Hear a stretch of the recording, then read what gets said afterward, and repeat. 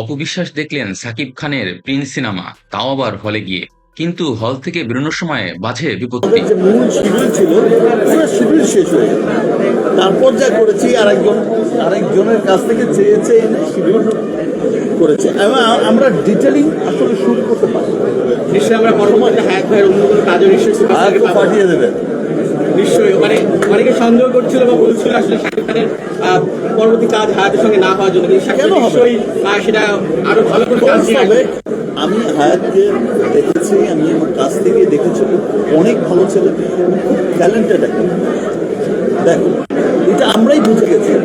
আমার প্রথম কোনো সিনেমা যেটার আমার শুট করতে হয়েছে ঈদের আগের দিন পর্যন্ত, গান শুট করতে হয়েছে, ম্যাডামের সাথে গান শুট করতে হয়েছে ঈদের মাত্র বাকি একদিন, গান রিলিজ হবে কেউ এইভাবে, মানে এইরকম ভাবে শুট করতে হয়েছে।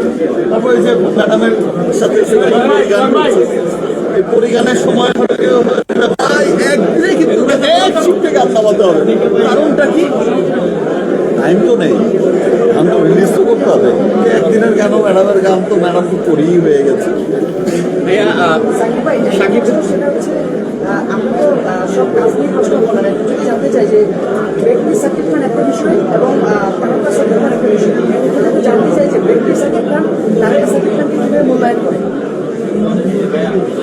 ব্যক্তি শাকিব খান, তারকা শাকিব খানকে শুধু একটা কথাই বলে যে উৎসুক দর্শকরা অপবিশ্বাসকে ঘিরে ফেলে ভিড়ের মাঝে। অপবিশ্বাসকে নিরাপত্তা দিতে হিমশিম খেয়ে যায় আইন শৃঙ্খলা বাহিনীও। এমনই একটি ভিডিও সামনে এসেছে সোশ্যাল মিডিয়ার।